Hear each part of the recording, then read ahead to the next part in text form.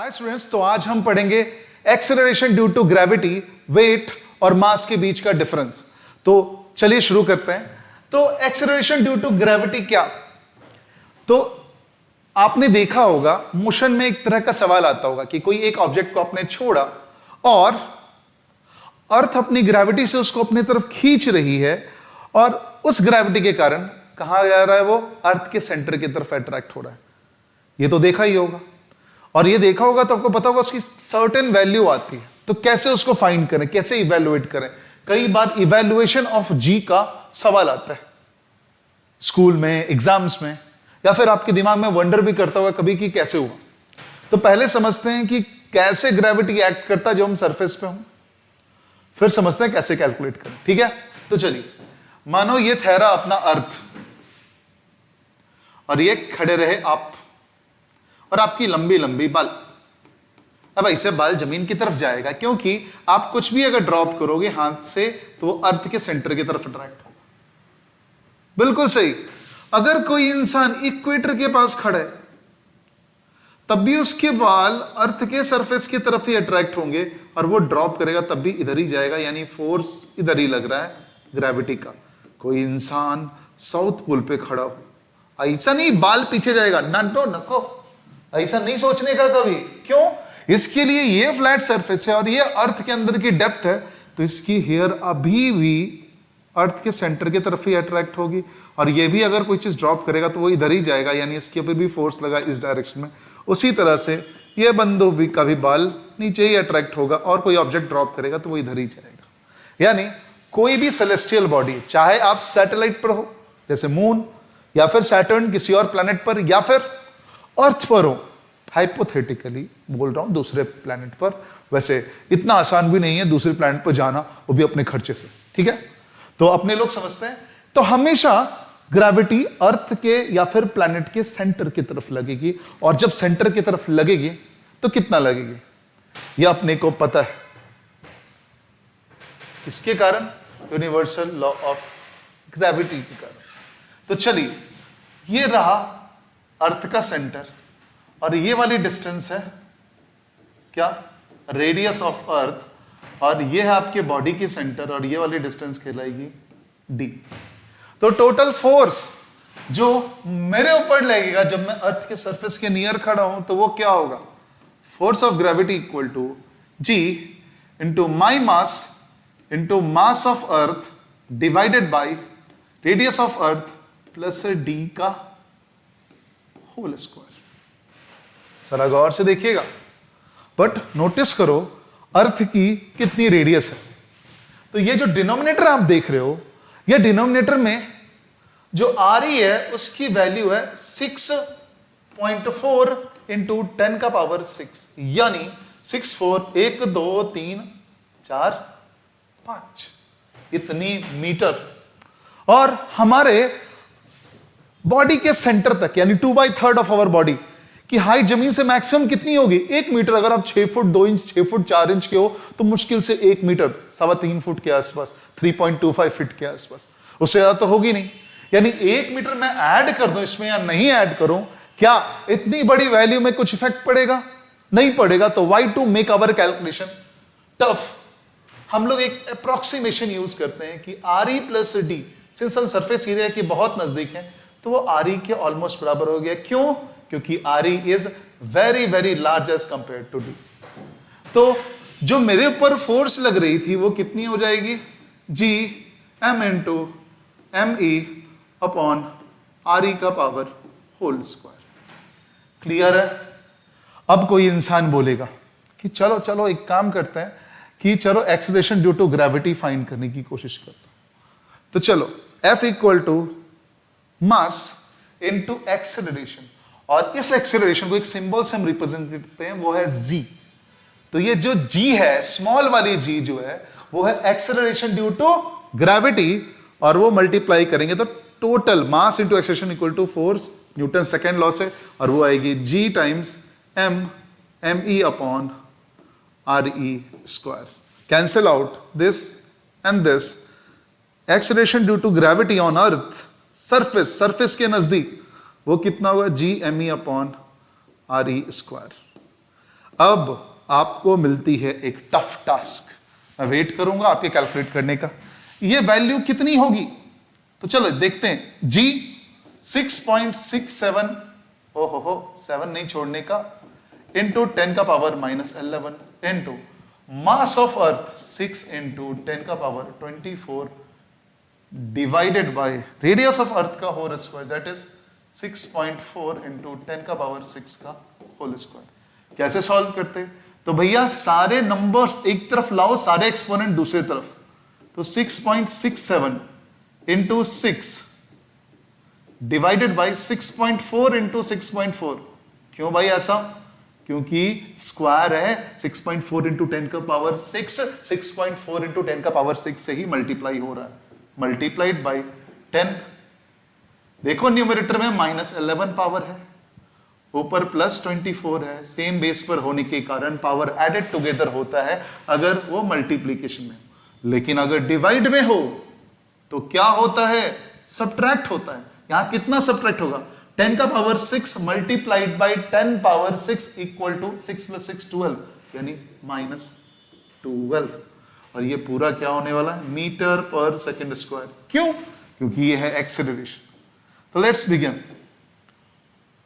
6.67 multiplied by 6 divided by 6.4 into 6.4 multiplied by 10 का power 1 Newton. Newton नहीं रे बाबा, metre per second square. चलिए आपके पास 10 सेकेंड्स है इसको कैलकुलेट करने के लिए। जल्दी जल्दी जल्दी एक काम कीजिए, आप न्यूमरेटर ही पहले कैलकुलेट करके बताओ।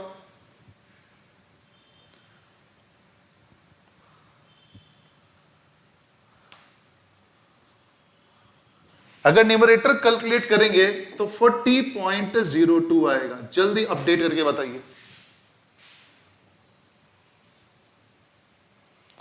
देख के बताइए आया क्या?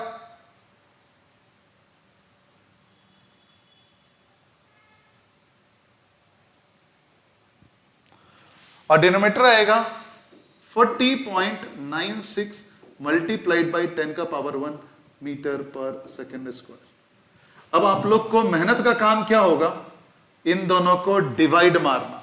आप डिवाइड मारो, गिविंग यू अनदर 20 seconds।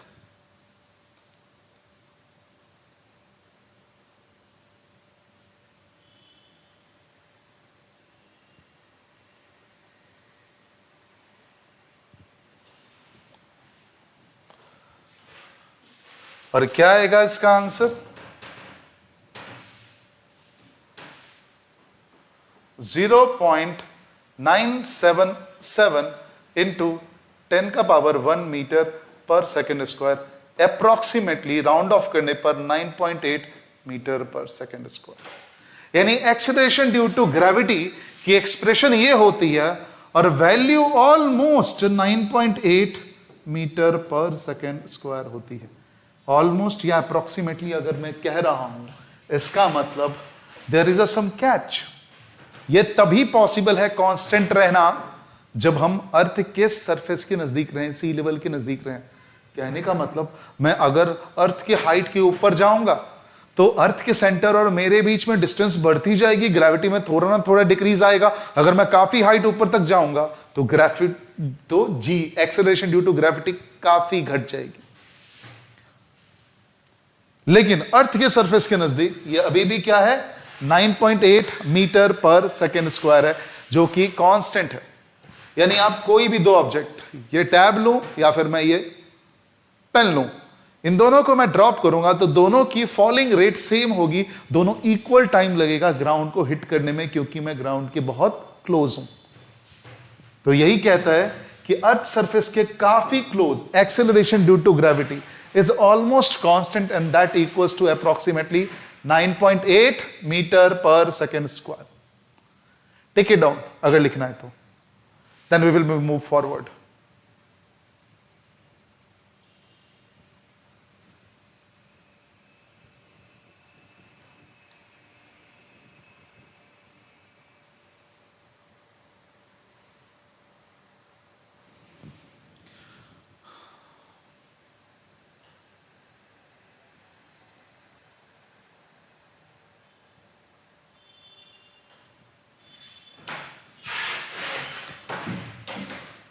अब सेम कैलकुलेशन मैं आपको करने बोलूंगा, acceleration due to gravity on the moon surface. आप यहां पर भी करोगे, F इक्वल टू G, मेरा मास into mass of moon upon radius of moon plus mid height मेरी। और अपने लोग जानते हैं रेडियस ऑफ मून भी देखो, radius of moon plus my depth can also be approximated, that is radius of moon, क्योंकि radius of moon is very very tall than me. हम सबके मी बोल रहा हूं एक सिंपल सी, यानी force will be almost equal to G M into mass of moon upon radius of moon का होल स्क्वायर। और यहां पर अपने लोग जानते हैं mass into gravity at moon equal to G M mass of moon upon radius of moon का whole square. Mass and mass eliminated, acceleration of gravity due to moon will be G into mass of moon upon radius of moon का whole square. Expression ये होगा, value क्या होगा जरा निकाल के देखिए, what will be the value. तो यहां मैं एक छोटी सी बॉक्स बनाता हूं ताकि कैलकुलेशन की जा सके। Acceleration due to gravity at moon equal to 6.67 into 10 का power minus 11 multiplied by 7.35 into 10 का पावर 22 डिवाइडेड बाई 1.74 इंटू 10 का पावर 6 का होल स्क्वायर। सेपरेट करो सारे नंबर्स को, 6.67 into 7.35 divided by 1.74 into 1.74 multiplied by 10 का power minus 11 plus 22 and minus 12 and that will be metre per second square. Exponent handled है, exponent कितना होगा 10 10 20 23 10 का पावर माइनस 1। अरे भाई 22 माइनस 23 क्या होगा -1 मीटर पर सेकेंड स्क्वायर। अब बचती है न्यूमरेटर और डिनोमिनेटर कैलकुलेट करने के लिए। चलिए आप लोग कैलकुलेट कीजिए, जल्दी जल्दी जल्दी जल्दी कैलकुलेट कीजिए, एकदम do it as first as you can, जल्दी कीजिए, calculate as much as fast you can. मैं यहां वेट कर रहा हूं, आप कैलकुलेट कीजिए जल्दी।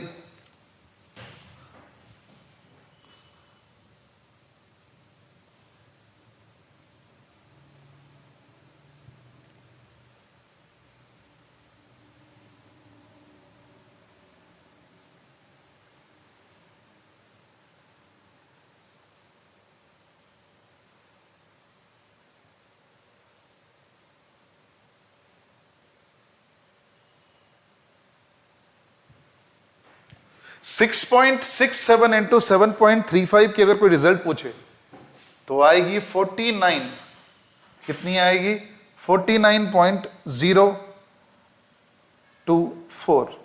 और 1.74 इंटू 1.74 कोई पूछे तो आएगा 3.027। अब इन दोनों की डिवीजन आपके हाथ में है, डेसिमल के 2 प्लेसेस तक ही लीजिए और करके देखिए।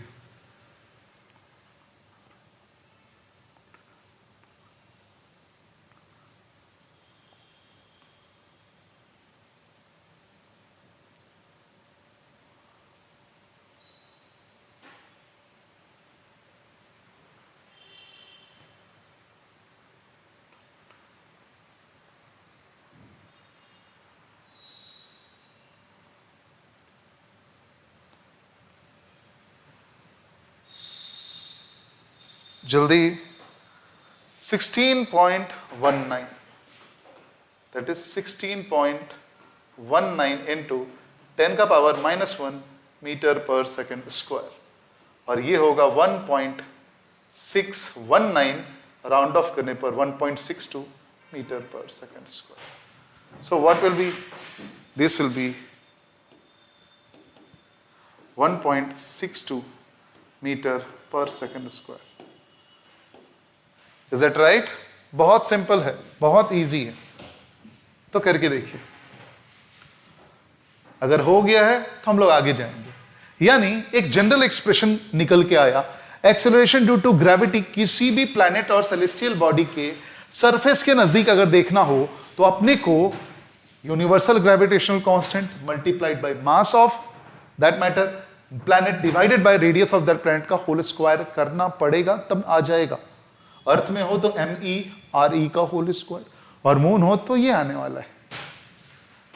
अब अपने लोग अर्थ और मून को कंपेयर करके देखेंगे कि क्या हाल होता है। तो कंपैरिजन करने के लिए आपके पास डेटा भी तो होना चाहिए। यस, तो acceleration due to gravity on earth is G M E upon R E square, on moon will be G M M upon R M square.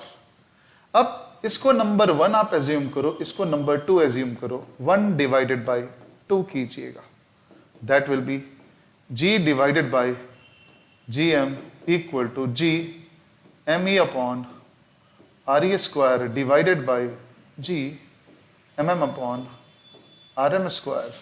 अगर अपने लोग सॉल्व करें तो क्या आएगा, g by G M equal to G M E upon R E square multiplied by R M square upon G M into M, G G cancel, g upon gm equals mass of earth upon mass of moon multiplied by radius of moon upon radius of earth का whole square.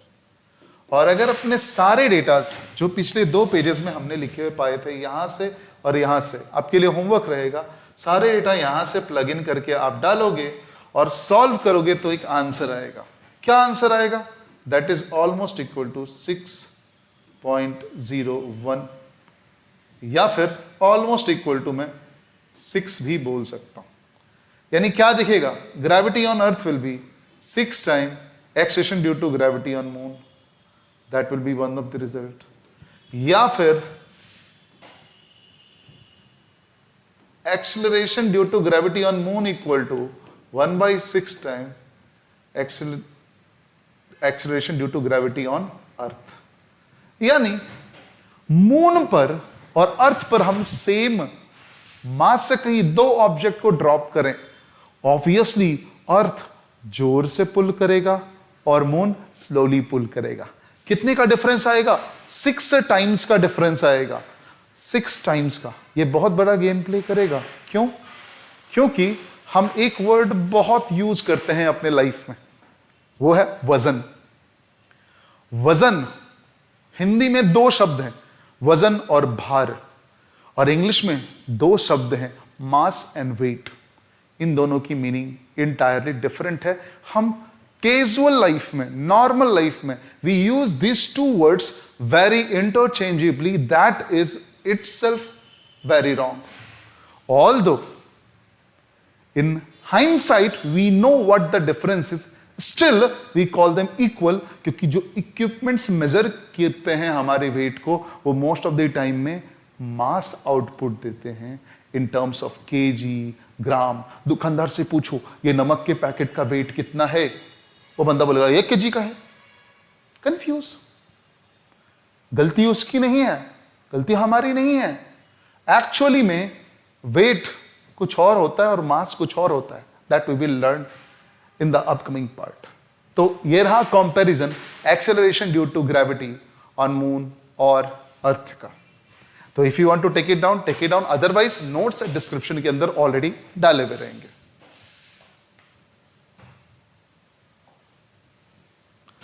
अब acceleration due to gravity को देखिए, बहुत unique चीज है। हम धरती की बात कर रहे हैं, अर्थ के बारे में बात कर रहे हैं। अगर अर्थ पे हम लोग धरती से ऊपर जाएं तो एक्चुअल एक्सप्रेशन क्या था, नोटिस करो। जी की एक्चुअल एक्सप्रेशन क्या थी, कोई बता सकता है मेरे को? Yes, G into mass of earth into R E plus D. D वो दूसरे ऑब्जेक्ट की height from the surface of the earth. अब ये डिनोमिनेटर में डी रेडियस ऑफ अर्थ के कंपेरेबल होने लगे या फिर काफी बड़ी नंबर होने लगे, इग्नोर नहीं कर सकते हैं। डिनोमिनेटर समय के साथ इंक्रीज होगा तो जी घटेगा। यानी हाइट पर जितना ऊपर तुम जाओगे, जितनी हाइट में ऊपर पहुंचेंगे, उतनी एक्सेलरेशन ड्यू टू ग्रेविटी घटेगी। बट ये नीचे का पॉइंट क्या आया, G decreases with the depth under the earth surface. यहां पर मेन कंफ्यूजन आता है लोगों को कि अरे सर आप बोल रहे हो मैं जमीन खोद के अंदर जाऊंगा, ये डिनोमिनेटर तो घटेगी। तो क्या बढ़ना चाहिए? Small G, acceleration due to gravity बढ़नी चाहिए सर। लेकिन प्रॉब्लम क्या है ना बच्चे, लेट्स सी, ये ठहरा हमारा अर्थ, तुम खुदाई करके पहुंच गए इस पोर्शन पर, तुम खड़े हो यहां पर, तुम्हारी बॉडी के सेंटर से इसके सेंटर में किसका अट्रैक्शन होगा? इस वाले मास का। और वो मास तो टोटल अर्थ है ही नहीं, mass gets reduced by higher rate. जितनी तुम अंदर अर्थ में इंटर करते हो, स्फीयर सबसे इफिशिएंट शेप होता है बेटा, सबसे कम सरफेस एरिया में सबसे ज्यादा वॉल्यूम अपने अंदर रखता है। तो जितनी डेप्थ में अंदर जाते हो तुम उतनी वॉल्यूम ऑफ मास लूज करते हो, larger amount of mass. And in turn क्या होता है?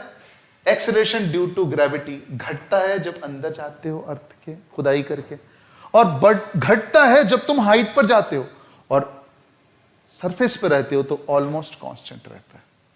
अब तुम बोलोगे सर तीसरा पॉइंट तो उसके भी बंटाधार कर रहा है। तीसरा पॉइंट तो ये बोल रहा है सर कि G is maximum at poles and minimum at equator.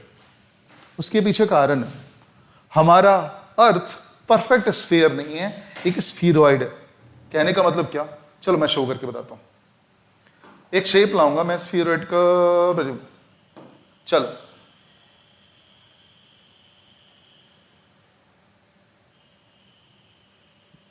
नहीं, ये नहीं है, एक और शेप लाता हूं। इतना भी नहीं, इतना जरूर है। हाँ जी, अब समझिए जरा इस फिगर को देखना। थोड़ा और बड़ा मैं ड्रॉ करता हूं, थोड़ा और बड़ा ड्रॉ करता हूं तो दिस विल बी अंडरस्टैंडिंग। हाँ जी, अब समझिएगा, ये हमारा अर्थ है। अब अर्थ की एक प्रॉब्लम है कि वो नॉर्थ पोल और साउथ पोल पर थोड़ा स्क्वीज्ड है और यहां से थोड़ा ज्यादा बड़ा है। यानी ये लाइन किसको क्या बोलते हैं? इक्वेटर। क्या बोलते? इक्वेटर। ये वाली लाइन को जो नॉर्थर्न हेमिस्फीयर और साउदर्न हेमिस्फीयर को बांटता है। और इसको क्या बोलते? पोल्स। इसको क्या बोलते? पोल्स। तो इसको बोलेंगे radius of earth at equator और radius of earth at pole. तो अर्थ सरफेस पर ही आप नोटिस करोगे radius at equator is higher and radius at pole is lower. अब इससे लफड़ा क्या हुआ? तो भैया अर्थ सरफेस पर हमने एक्सप्रेशन क्या देखा था? That is GME upon RE square. Problem क्या है कि वो रेडियस ऑफ अर्थ है, और सिंस अर्थ परफेक्ट स्फीयर नहीं है, जो टॉप और बॉटम से थोड़ा स्क्वीज्ड है और मिडिल से थोड़ा बल्जिंग आउटवर्ड्स है, तो RE ज्यादा हो गया और RP कम हो गया। RP यहां सब्स्टिट्यूट करोगे तो डिनोमिनेटर छोटा रहेगा, यानी वहां पर क्या होगा? एक्सेलरेशन ड्यू टू ग्रेविटी बढ़ जाएगी, यानी G at pole is higher and G at equator is lower. Difference अब बहुत ज्यादा का नहीं है, बट अगर कोई एक्सपेंसिव चीज खरीद रहे हो, जैसे सोना हो गया, जैसे डायमंड्स हो गए, उनकी वेट में बहुत बड़ा चेंज आ जाएगा, क्योंकि वो बहुत हाई वैल्यू गुड्स हैं, या फिर यूरेनियम, प्लूटोनियम, प्लेटिनम। इसीलिए काफी चेंज आ जाएगा उन दोनों की, कितनी जोर से अर्थ उनको अट्रैक्ट करती है। तो भैया एक्सेलरेशन ड्यू टू ग्रेविटी का ये पूरा वेरिएशन हुआ। अर्थ के सरफेस पर बाई एवरेज, पूरे अर्थ पर हम एवरेज अगर लें तो 9.8 के आसपास होता है। 9.8 से थोड़ा कम 9.7 इक्वेटर पर होता है, और 9.8 से थोड़ा सा ज्यादा कहां होता है? पोल पे होता है। बाई एवरेज अर्थ के सरफेस पर 9.8 के आसपास रहता है। अगर आप हाइट पर जितना ऊपर जाओगे अर्थ के रेडियस के कंपैरिजन में, उतना ही ज्यादा घटेगा कौन? Acceleration due to gravity. अगर अर्थ के सरफेस के नीचे डेप्थ में जाओगे, आप उतना मास लूज करोगे जो आपको अट्रैक्ट कर रहा है, आपके सेंटर को अट्रैक्ट कर रहा है, hence the G will also decrease. तो ये था variation of acceleration due to gravity for earth. अब जो नेक्स्ट टॉपिक है वो है वेट। अब आपके दिमाग में आएगा ये वेट है क्या? तो बच्चे, वेट वो फोर्स है, वो ग्रेविटेशनल फोर्स है जिससे तुमको खींचती है वो प्लैनेट, वो सेलेस्टियल बॉडी जिस पर तुम खड़े हो। तुम बोलोगे ये सेलेस्टियल बॉडी क्या है? अरे भाई, एस्टेरॉइड्स पे खड़े हो तुम, या फिर तुम मून पे खड़े हो, या फिर तुम अर्थ पे खड़े हो, या फिर तुम प्लूटो पे खड़े हो। प्लूटो प्लैनेट नहीं है, बट फिर भी एग्जाम्पल है, वो सेलेस्टियल बॉडी जरूर है। तो तुम जहां पर भी खड़े हो, वहां की मास और वहां की रेडियस, ये दो चीज तुमको कितना अपने सेंटर की तरफ खींचेगी, ये चेंज करेगी। तो क्या है वेट? तो वेट वो फोर्स है, वो ग्रेविटेशनल फोर्स है जो तुम्हारे बॉडी के मास पर लगाया जा रहा है। किसके द्वारा? उस सेलेस्टियल बॉडी पर जहां तुम हो। तो अर्थ सिंस ये फोर्स है, तो क्या होगा इसकी unit? Newton. Its unit is SI unit is Newton. और साथ ही वेट डिफरेंट सेलेस्टियल बॉडीज पर डिफरेंट है। इवन अर्थ के डिफरेंट लोकेशन पर, इक्वेटर और नॉर्थ पोल, साउथ पोल, इन सब जगह पर भी थोड़ा थोड़ा डिफरेंट होगा, क्योंकि जी की वेरिएशन थोड़ी थोड़ी होगी। आप माउंटेन रेंजिंग पर चले जाओ, वहां पर yes it will be different, why not? तो अर्थ के सरफेस पर अगर कोई मेरे से पूछे कि क्या है, तो फॉर अर्थ अगर कोई मेरे को पूछे तो मैं क्या बोलूंगा? Weight equal to mass multiplied by acceleration due to gravity. Due to gravity, ये होगी इसकी एक्सप्रेशन। तुम बोलोगे क्यों? अरे force equal to mass into acceleration, gravity के कारण कौन सी एक्सेलरेशन आ रही है? जी आ रही है। That's why the weight will be mass into acceleration, यानी weight equal to m into G. ये अर्थ के सरफेस के लिए है, मून के सरफेस के लिए ये एक्सेलरेशन ड्यू टू ग्रेविटी कहां का लोगे? मून का लोगे। अब आप जाओ दुकान पर, दिखाओ अपनी फिजिक्स की सूरवीरता। जाओ दुकान पर, बड़े प्रेम से बोलो हमको ना 9.8 न्यूटन चीनी दे दो। सच बोल रहा हूं, वो शॉपकीपर तो पहले कंफ्यूज होगा, ये न्यूटन साइंटिस्ट है, न्यूटन कैसे लाके दूं?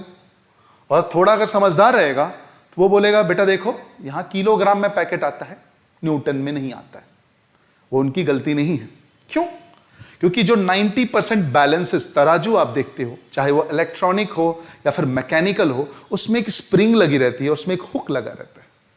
उसमें चीजें तुम हैंग करते हो तो वो स्ट्रेच होती है, और जितनी दूर तक स्ट्रेच करती है वहां एक नीडल होता है जो पॉइंट करता है 1 kg, 2 kg, 3 kg, 4 kg। वो क्या किया गया है भैया?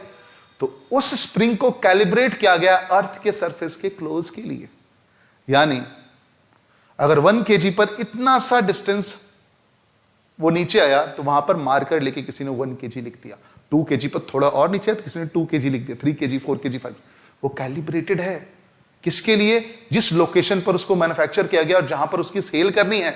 इशू कब होगा? तो माउंटेन रेंजिंग के लिए निकले, अर्थ पर, अर्थ के सरफेस के नजदीक, प्लेन लैंड के नजदीक कैलिब्रेटेड स्प्रिंग बैलेंस लेके मस्त होके गए और उधर वजन किया। वह कांटे पर जहां 1 लिखा हुआ था ना बेटा, क्योंकि वहां पर ग्रेविटी ज्यादा थी तो थोड़ा नीचे तक था। ऊपर जाके वही 1 kg का ऑब्जेक्ट लटकाओगे, वो थोड़ा ऊपर पर अटक कर रह जाएगा। यानी तुम बोलोगे हमारी मास तो घट गई। मास नहीं घटी। मास का मतलब होता है किसी मटेरियल के अंदर कितनी क्वांटिटी में पार्टिकल्स हैं। वो कहां घटी भाई? 1 kg नमक का पैकेट 1 kg नमक का पैकेट ही रहेगा आएगा। बट अगर स्प्रिंग बैलेंस प्लेन सरफेस पर कैलिब्रेटेड है तो वहां पर 1 kg दिखाएगा। लेकिन जहां पर आप ऐसे जगह जाओगे जहां इसकी कैलिब्रेशन काम नहीं कर रही और जी की वैल्यू वैरी कर रही है, तो वहां पर ये अलग दिखाएगा। अगर जी कम है तो कम मास दिखाएगा, जी ज्यादा तो ज्यादा मास दिखाएगा। बट मास बदला नहीं है, ये वेट को कैलकुलेट करके उससे मास निकाल रहा है। उसने जी की वैल्यू हर जगह अपनी कैलकुलेशन में फिक्स रखी है। That will be problem. तो यही है हमारा वेट। वेट की एसआई यूनिट न्यूटन होगी। Do not to be confused. Since equipments के ऊपर केजी लिखा हुआ रहता है, क्योंकि उसको हम लोकेलिटी के लिए कैलिब्रेट करके रखते हैं। इसका मतलब ये नहीं है कि वेट बदलेगा नहीं। वो वेइंग स्केल अलग अलग मास दिखाएगा, वो मास नहीं दिखा रहा, वो वेट को मेजर करके उससे मास निकालने की कोशिश कर रहा है, जिसमें जी की वैल्यू फिक्स है। अगर जी की वैल्यू तुम उसमें प्रोग्राम कर सकते हो, then it will change, it will show the real mass. Problem है उसमें। यानी स्प्रिंग बैलेंस जितने भी हैं, डिजिटल बैलेंस, ये सब स्प्रिंग बैलेंस, स्प्रिंग से बने हुए, डिजिटल हो, इलेक्ट्रॉनिक हो, वो सबके सब वेट मेजर करते हैं। वेट से मास निकालने की कोशिश करते हैं according to their calibration. Clear है? तो ये हुआ वेट। अब आगे बढ़ते हैं अपने लोग। एक सवाल है, लॉजिकल क्वेश्चन है, बड़ा अच्छा। क्या हमारे अंश भाई साहब ने सोना खरीदा अपने दोस्तों के लिए? बड़ा अमीर है भाई, हमारे दोस्त समोसे भी लेके नहीं आते, चल छोड़ो। अंश ने अपने दोस्तों के लिए सोना खरीदा, कहां पर? पोल्स पर। पोल पर आपको पता है कि ग्रेविटी थोड़ी ज्यादा पावरफुल होती है, सोना खरीदा वहां पर। और वहां पर सोना खरीदा तो सुनार ने उसको स्प्रिंग बैलेंस पे रख के तौल के दिया होगा। अब वो आया अपने दोस्त से मिलने के लिए, दोस्त निकला कहां का? तो वो इक्वेटर के रीजन पे रहता है। तो वो दोस्त के पास गया, बोला x ग्राम मैं लेके आया हूं सोना, अगर तेरे को लगता है कि तू मेरे को थोड़े बहुत पैसे दे सकता है क्योंकि तुमने ही बोला था खरीदने को, तो अच्छा रहेगा। अब वो फ्रेंड दूसरे फ्रेंड का डाका थोड़ी डालेगा, तो वो बोला ठीक है, it's okay, I will take it. लेकिन अगर वो पोल पर जाके वेइंग स्केल पर रखेगा, तो क्या लगता है आपको कि क्या जो वेट पोल पे लाने वाले फ्रेंड ने बताया है, क्या इक्वेटर वाले फ्रेंड के स्केल में भी उतना ही वेट दिखेगा? बोलिए हां या ना। और अगर ना तो क्यों? तो सबसे पहला आंसर होगा, देखो भैया, अरे भाई साहब, मानो उसने 10 ग्राम लिया सोना, ग्रेविटी ज्यादा होने से वहां पर ज्यादा वेट दिखी और यहां ग्रेविटी कम होने से कम वेट दिखी, दोनों में एग्रीमेंट कभी नहीं बनेगा। तो सिंपल लिखो, now they do not agree on weight, agree on weight. क्यों? क्योंकि सोने का मास सेम होगा, but gravitation at equator is less than gravitation at pole. दोनों साइड मास से मल्टीप्लाई करो, mass into gravitation at equator into mass into gravitation at pole, तो लफड़ा क्या आएगा? Weight at pole will be higher than weight at equator, उसको कम wait दिखेगा। तो वो कैसे एग्री कर सकता है भैया कि वेट सेम टू सेम है? वेइंग स्केल पर जानो आप कि कम अमाउंट दिखने वाली है। क्यों? क्योंकि वेइंग स्केल तो ग्रेविटी के अगेंस्ट जाकर वो मेजर कर रहा है उस ग्रेविटी की फोर्स को जो वो लोकेलिटी में अप्लाई हो रहा है इस गोल्ड के सैंपल पर। So this is the logical reasoning. इस तरह के सवाल जब भी आए एक बार सोचिए कि व्हाट इज बीइंग आस्क्ड। ठीक है, अगर लिखना है तो लिख सकते हो, नोट्स डिस्क्रिप्शन के अंदर रहेगा। Now weight of the object on the moon. Weight on the moon क्या होगा? तो weight on the moon, weight on the moon होगा mass into gravity on the moon.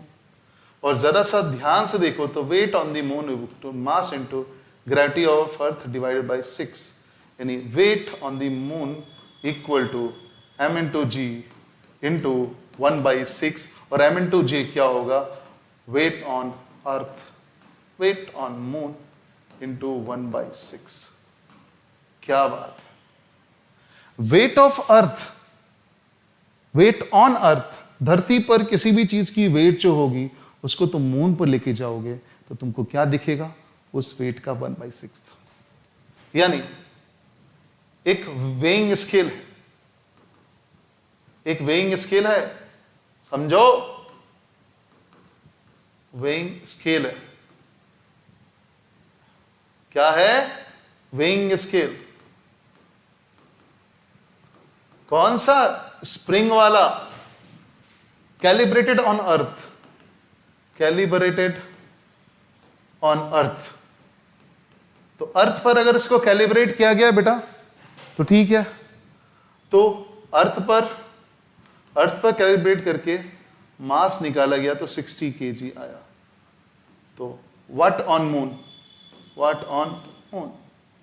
आप चालाक आदमी हो, जितना भी अर्थ पर दिखा रहा है उसका 6 टाइम्स घट जाएगा, डिवाइडेड बाय 6 हो जाएगा मून की, क्योंकि मून 1/6 से खींचेगी। तो मास ऑन मून उसी स्केल पर क्या दिखेगा? 60 kg by 6 equal to 10 kg। अब आप में से कई लोग मेरे से बंदूक कीबोर्ड लेके लिखने लगोगे, सर मास तो नहीं बदल रहा है। अरे बेटा, वेइंग स्केल की रीडिंग पूछा गया है। जब भी वेइंग स्केल की रीडिंग पूछी जाए और वो कैलिब्रेट अर्थ से हो तो बेटा चेंज तुमको पता है, असल में चेंज हुआ है वेट में, बट नंबर तो मास की बदलते हुए दिखेगी ना। एंड सिंस 1/6 टाइम से ग्रेविटेशन पुल कर रही है, तो स्प्रिंग भी 1/6 टाइम से पुश कर रहा होगा, वही तो वो मेजर करेगा। दैट्स वाई 60/6 10, यानी वहां के स्केल पर 10 kg का दिखेगा। और इसीलिए मून पर या फिर किसी और प्लैनेट पर जहां एक्सेलरेशन ड्यू टू ग्रेविटी कम होती है, हमको वेटलेसनेस फील होती है। हमको लगता है हम बड़े हल्के हैं, पैर से थोड़ा पुश किया, फील हुआ अरे भाई बहुत हल्के हो गए। यहां पर हल्के नहीं हो भाई, तुम्हारी मास जितनी पहले थी उतनी ही है। Your weight got decrease because acceleration due to gravity is less.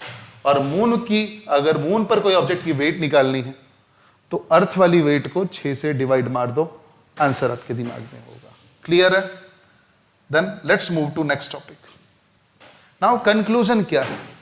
बहुत सिंपल है कंक्लूजन। हमारी जो वेट ऑन मून है वो अर्थ वाली कोई भी चीज की वेट का 1/6 होगा। सिंपल। वेट माने न्यूटन में। अगर वेइंग स्केल की रीडिंग पूछे तब भी यही लॉजिक लगोगे। वेइंग स्केल की रीडिंग, मास नहीं बदली है, रीडिंग बदली है, क्योंकि उसके अंदर जो लॉजिक है उसमें अर्थ की जी की वैल्यू फिट की हुई है, जो मून पर जाने के बाद कम पड़ जाएगी, इसलिए रीडिंग घट जाएगी। अब gravitational force on moon surface, बेटा वो भी कम होगा, वो भी 1/6 time gravitational force at the earth surface होगा। और acceleration due to gravity at moon भी 1/6 time acceleration due to gravity at earth होगा। लेकिन जो मास है, अगर दोनों बॉडी एग्जैक्टली सेम है, तो मास चाहे मून पे रहो, चाहे सन के नजदीक चले जाओ, जल जाओगे, सॉरी, मून पे रहो, चाहे सन के नजदीक जाओ, या सैटर्न पे जाओ, जुपिटर पे जाओ, मार्स पे जाओ, mass will be same if you are the same person और द ऑब्जेक्ट इज सेम। क्योंकि मास का मतलब होता है amount of quantity present in that volume, और वहीं वेट का मतलब होता है जिस जगह पर भी है वहां की सेलेस्टियल बॉडी ने उसको अपनी सेंटर की तरफ कितने फोर्स से खींचा है। That is mass into acceleration due to gravity. So weight can vary from place to place, but if the body is remained constant, weight कभी, मास कभी वेरी नहीं कर सकता, बट वेट वेरी कर सकता है। ध्यान रखना, वेट न्यूटन में निकालते हैं, वो ग्रेविटेशन का द्वारा लगाया गया फोर्स है, जितनी जी बदलेगी उसकी वैल्यू बदलेगी। वहीं पर on the contrary mass never changes. ठीक है, then let's go to next topic. कुछ सवाल है, ये बोल रहा है find the weight of an object of mass 10 kg on earth and moon। मास बताया हुआ बेटा, तो केयरफुल रहना। Weight on earth will be what? तो that will be m into g। Mass will be 10 and g will be 9.8, that means 98 newton. वहीं पर weight of object on moon will be mass into gravitational acceleration at moon, that will be m into g by 6, and that will be 10 into 9.8 divided by 6, and it will be Newton। अगर थोड़ा और solve करें तो this will give us 2 3 is 6, 2 5 is 10, and 5 ऊपर पर into 9.8 by 3 Newton। Now here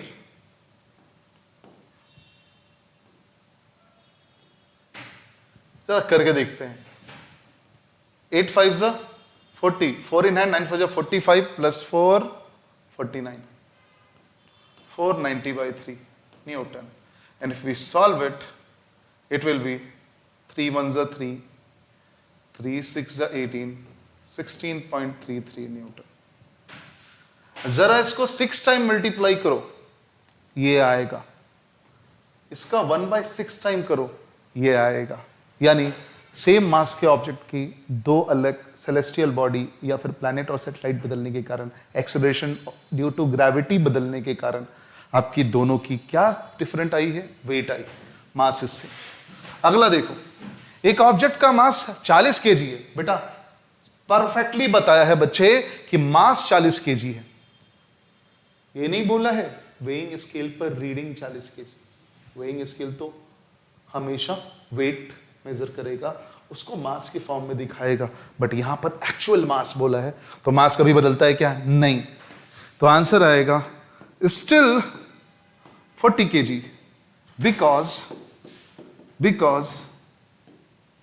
mass is the same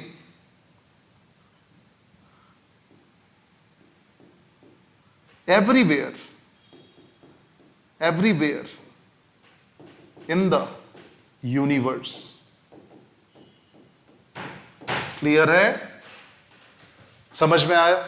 अगर कोई भी डाउट हो तो प्लीज टाइम स्टैम्प देखकर कमेंट सेक्शन में लिखें, क्योंकि कमेंट सेक्शन में हम उस प्रॉब्लम की सॉल्यूशन लिखेंगे जरूर, फॉर श्योर। और कोशिश करें कि इस वीडियो में एंगेजमेंट बढ़े in the comment section, so that we get to know that what do you want in extra and what we can do to improve our videos. Thank you.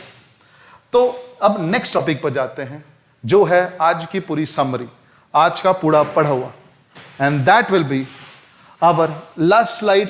की ये 2 सवाल बहुत ज्यादा आते हैं स्कूल एग्जाम्स में, और इसमें हम कंफ्यूज भी होते हैं क्योंकि हमको एक जैसे लगते हैं।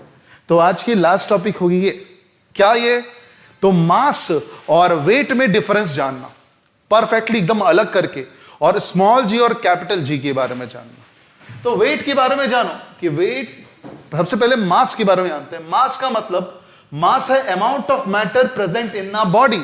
एक गिवन सॉलिड, लिक्विड या गैस की कोई सैंपल है, आपको दी गई है, जिसकी वॉल्यूम फिक्स है, आपको उसमें कितने पार्टिकल्स है, कितना मैटर है, कितना सामान रखा हुआ है, वो पता करना हो तो वो मास से पता चलती है। अगर आपने सैंपल ले लिया, उसको चेंज नहीं किया, तो it will be always same.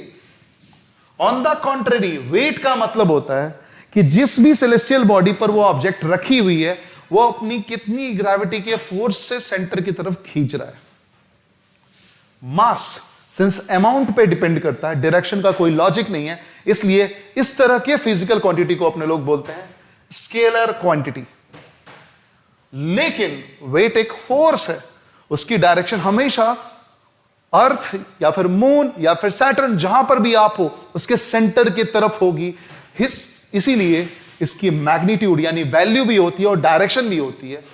दोनों को लेते हुए हम लोग क्या बोल सकते हैं भैया? ये वेक्टर क्वांटिटी है। Next comes mass is measured in kilogram. Mass kilogram में मेजर होता है क्योंकि ये स्केलर है, ये किलोग्राम में मेजर होता है। वहीं पर सिंस वेट एक फोर्स है, हम इसको मेजर करते हैं न्यूटन्स में। आगे, मास हमेशा कांस्टेंट रहता है यूनिवर्स में, अगर सैंपल ले लिया गया है, उसको बदला नहीं गया है तो, गिवन कंडीशन, वो कभी चेंज नहीं होगा। ऐसा नहीं होगा कि कोई 10 kg का सैंपल हमने अर्थ से मून पर ले जाया, हाँ 2 kg डिसअपीयर्ड, क्यों? पता नहीं क्यों। ऐसा नहीं हो सकता है, क्योंकि अगर वो सैंपल एज इट इज है तो वो अभी भी उतना ही मास, उतनी ही पार्टिकल, उतना ही मैटर होल्ड करता है। इसलिए मास हमेशा कांस्टेंट रहता है इन एंटायर यूनिवर्स। कांस्टेंट का टी रह गया, टी आ गया। अब यहां पर वेट बदलता है, किसके बेसिस पर? कहां पर हो तुम, और क्यों बदलता है? क्योंकि जहां पर भी आप होते हो, वहां की एक्सीलरेशन ड्यू टू ग्रेविटी अगर चेंज हुई है पिछले जगह के कंपैरिजन में, तो आपकी वेट बदलेगी। Measured using a beam balance, last में बता के जाऊंगा बीम बैलेंस क्या है। यहां पर सुनार वाली तराजू का यूज होता है। अब तुम लोगों सुनार वाली तराजू समझ में नहीं आया, पलड़े वाली तराजू। एक बीम होता है, बीम की दोनों तरफ स्ट्रिंग लगे होते हैं, और दोनों तरफ सेम इक्वल मास की प्लेट्स होती है, और ऊपर हैंडल होता है जिसके ऊपर एक नीडल होता है, जो मिडिल में है कि नहीं ये बताता है। एंड दैट वे इधर हम लोग कंट्रोल मास डालते हैं। कंट्रोल मास क्या होता है? एक perfectly calibrated and measured sample, और इधर हम लोग वो चीज डालते हैं जिसकी हमको मास निकालनी। वो यूज होता है हम लोग की क्या निकालने के लिए? मास। क्यों यूज होता है? क्योंकि दोनों तरफ के ऑब्जेक्ट्स पर same acceleration due to gravity लगेगी। अगर मैं वेट को इक्वल करूं, जब वो फुल्ली बैलेंस्ड है, acceleration due to gravity cancelled, and you measured the weight of a given sample using a control weight. Control weight क्या होता है? तो उसको वाट बोलते हैं हम लोग। उसको आप मार्केट से खरीद सकते हो, 100 ग्राम, 2 ग्राम, 3 ग्राम, 14 ग्राम का स्टैंडर्डाइज्ड एकदम परफेक्टली मेजर्ड कैलिब्रेटेड वेट्स होते हैं, तो उससे मेजर करते हैं। वहीं पर जो भी स्प्रिंग बैलेंस आप यूज करते हो, चाहे वो डिजिटल बैलेंस हो, वो सब के सब क्या मेजर करते हैं? वेट मेजर करते हैं। फॉर्मूला क्या होता है? Weight equal to mass into acceleration due to gravity. और वही मास का फॉर्मूला क्या होता है? यार क्वांटिटी ऑफ मैटर, इसका कोई फॉर्मूला नहीं है, इट इज ओनली मेजर्ड। अब आते हैं अपने लोग कैपिटल जी और स्मॉल जी पर। कैपिटल जी को आप समझ चुके होंगे, अभी तक इतनी बार हमने सुना है। कैपिटल जी का मतलब जी इज यूनिवर्सल ग्रेविटेशनल कांस्टेंट, जो इंपीरिकली यानी लैब में एक्सपेरिमेंट्स के थ्रू फाइंड किया गया था। वहीं पर small G acceleration due to gravity. वहीं वापस आते हैं, स्मॉल कैपिटल जी हर एक जगह पर हमेशा सेम रहेगा। That's why it is known as universal gravitational constant. It will be same throughout the universe everywhere. कोई भी दो मास का सैंपल हो, कोई भी दो डिस्टेंस लो, आप दुनिया में कहीं भी जाओ, ये जी की वैल्यू फिक्स रहेगी। वहीं पर स्मॉल जी जगह जगह पर बदलेगा। कैसे? जिस भी सेलेस्टियल बॉडी पर आप जा रहे हो, अगर उसकी सेंटर और आपकी सेंटर की डिस्टेंस बदली तो जी बदला। अगर आपने जगह ही बदल लिया, जहां की मास ही चेंज हो गई, जैसे अर्थ से मून पे चले गए तब भी जी बदला। या फिर अर्थ पर ही आप एलिवेशन वाले एरिया पे गए जो ग्राउंड लेवल से काफी हाई है, जी घट गई। तो it varies from place to place. Acceleration due to gravity का वैल्यू हमारे अर्थ सरफेस के क्लोज में 9.8 ऑलमोस्ट कांस्टेंट होता है, पर फिर भी थोड़ी थोड़ी वेरिएंस होती है, तो अप्रॉक्सीमेटली 9.8 अर्थ सरफेस के नजदीक या अर्थ सरफेस के ऊपर होती है। वहीं पर जी की वैल्यू कभी अनसर्टेन नहीं होता है। डेसिमल डिजिट के 2 प्लेसेस तक अगर एक्यूरेटली निकालें तो वैल्यू आती है 6.67 इंटू 10 का पावर -11 न्यूटन मीटर स्क्वायर पर केजी स्क्वायर। कई लोग केजी पर केजी स्क्वायर पहले लिखते हैं, मीटर स्क्वायर बाद में लिखते हैं। कोई रोकट नहीं है, आप लिख सकते हो, there is no problem in that, same ही होता है। बस केजी के ऊपर -2 पावर ध्यान रहना चाहिए, मीटर के ऊपर 2 पावर ध्यान रहना चाहिए। क्लियर है? तो ये रहा आज की लेक्चर की कंप्लीट टॉपिक्स। हमने क्या क्या पढ़ा?